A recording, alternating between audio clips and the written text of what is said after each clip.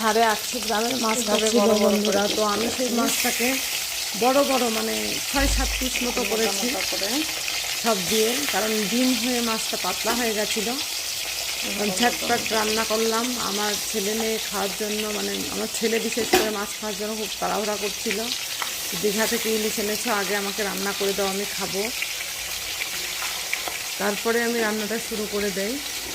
মাছটা কেটে ধুয়ে পরিষ্কার করে নিয়ে দেখতেই পাচ্ছেন কড়াইতে দিয়ে দিয়েছি সরিষার তেলের উপর দিয়ে আমি সব মাছগুলো সাজিয়ে দিলাম। সাজিয়ে দিয়ে, কারণ অনেক বড় মাছ আর কলকাতা আলাদা করিনি, কারণ পাতলা হয়ে গেছিলো ডিম হয়ে, যার জন্য এখন সুন্দর করে সাজিয়ে বাটা মশলাটা, ওখানে আছে কাঁচা লঙ্কা দুটো, একটা শুকনো লঙ্কা, আর আপনার সাদা সরিষা আর অল্প কালো সরিষা জিরা বেটে দিয়ে দিয়েছি।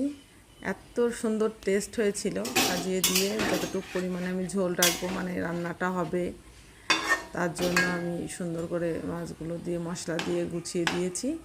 এখন জাল হলেই মাছটা হয়ে যাবে। জানেনই তো এই মাছ রান্না খুবই সহজ, এই মাছ রান্না খুবই সহজ, যার জন্য একবার ঢেকে বসিয়ে দিয়েছি।